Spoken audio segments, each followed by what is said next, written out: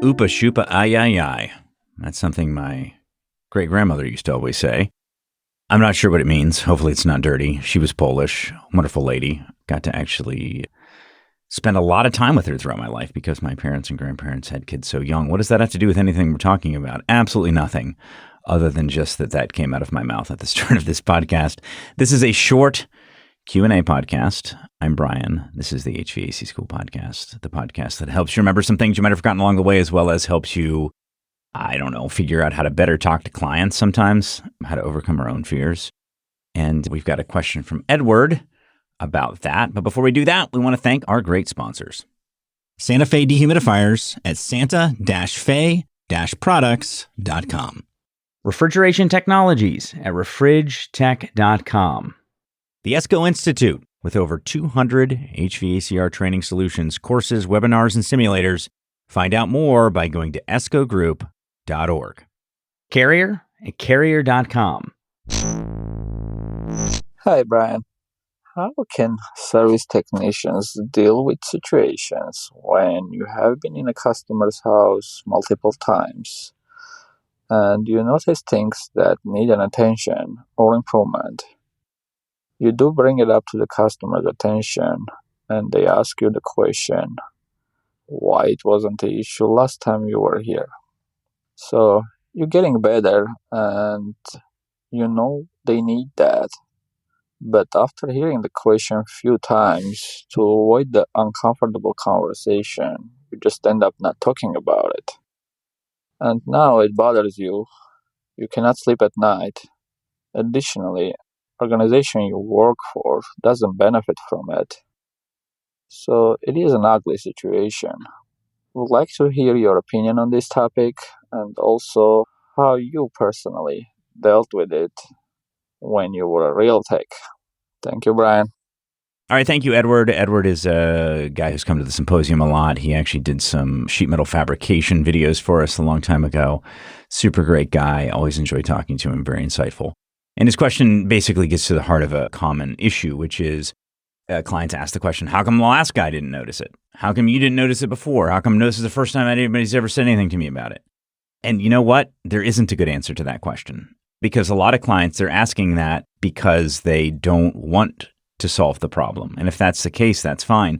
I usually find the best answer is just the true answer, which is that air conditioning and home comfort issues, home health issues are complicated. They're not simple. And so just because we didn't spot it the first time doesn't mean that there's anything wrong with the last technician. It's just that there's a lot to address. And in most cases, we're often only looking at the result of the problem, the symptoms. I think you could use it like a doctor. Like doctors have 8+ years of education in a lot of cases, and they often will give you different answers when you ask for second opinions. That doesn't mean that the first guy is a quack or there's anything wrong with him. It just means that there's a lot. And like medicine, HVAC, home comfort, home health, efficiency, these are all things that you learn over time. And they're also things that you're sometimes going to just notice something that you didn't notice before. It's not like there's a standard bevy of tests that we give in the HVAC industry that solves all problems.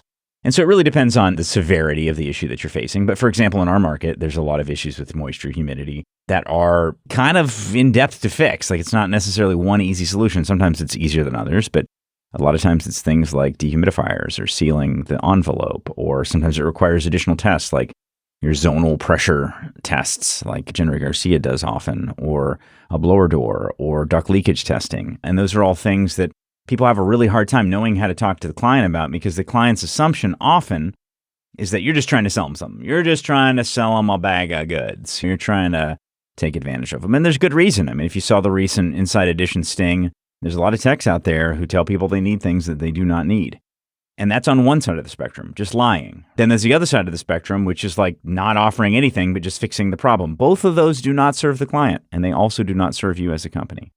Like you said, though, Edward, there are cases where things that you're going to bring up may not help the company.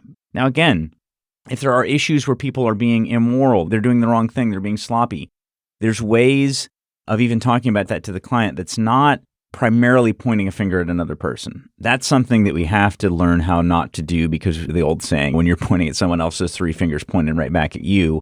whatever. That's one of those sayings that doesn't really make that much sense. It's like saying give 110%, but we can frame conversations in a way that points to, do you want to solve the problem or don't you? Or do we just want to blame folks? And if we want to solve the problem, we don't have to focus on the blame part. When the client asks about that, which some people are just hardwired, well, who's to blame? Why didn't the last guy find it? You can just say, well, I'm not 100% sure, honestly. How come you didn't notice it last time? I'm not 100% sure, honestly. This is something that I am noticing now, though. So what would you like to do about it? But the other side is, don't make this a moral issue. Being perfect is not a moral imperative. We're not perfect. We're going to make mistakes. And also, clients who don't want to fix the problems with their houses, that's on them. Now, if you're staying up at night because you know you should say something and you didn't say something, well, that's something to work on. That's something to work on. You start to condition yourself not to want to have those conversations because they're so unpleasant. But just come up with a standard way that you answer that question. What is your standard way? It doesn't need to be the same as mine, but come up with a standard way. And often, you get some personalities, they just want to push it. They just want to keep yakking. And sometimes silence is golden. Just say, yeah, I hear you. What would you like to do now? What would you like the next step to be? What results would you like to see? Leaving it the ball in their park. Sometimes people want us to provide them with answers that just don't exist. And often people who ask a lot of why questions, unless they're like a 6-year-old kid, are often wanting to blame everything in the world on somebody else, rather than just recognizing, like, because you'll get people say, well, why did the compressor fail in only 8 years? There are causes, and I've already looked at possible causes. None of them are evident right now. Once we get the new compressor in, some might pop up, and then we'll have to address those. But sometimes things just break in the world. Now, that's not the right way to say it because that's kind of condescending, but we don't always know, do we? We don't always know. Why are there hurricanes? Why do people hurt people? Why are we alive? Why are the Democrats or the Republicans or whoever in power? You know, we try to come up with these reasons for things, and honestly, often we don't have access to those answers. There probably are reasons, but in most cases, they're very complicated. It's not just one thing. And sometimes it is. And when it is, and we can tell the client, well, the reason why this happened is because of X, Y, Z. But even then, you don't have to formulate that as a blame. You don't have to formulate it as finger pointing. Well, it's just because the last company stinks and they did crappy work. Blah, blah, blah. Just give the reasons. A lot of things are solved by just being clear and blunt, but blunt not in an unkind way. Choose your words wisely. We have responsibility for the words we choose, right? So you can choose words that are going to trigger people and get them all worked up, or we can choose words that are calming and factual. And that's a good combo, calming and factual. It's a lot better than complicated and maybe hiding something. That's what we don't want to do. And that's what can keep you awake, is you don't say anything, or you say things that aren't 100% true. And that's not good. Usually if you say less, it's easier to say things that are truthful. Usually if you say less, it's also easier to be truthful. And that, as Forrest Gump would say, is all I've got to say about that. Thanks, Edward. Always appreciate you, man. You're a great dude. And thank you for listening. We'll talk to you next time on the HVAC School Podcast.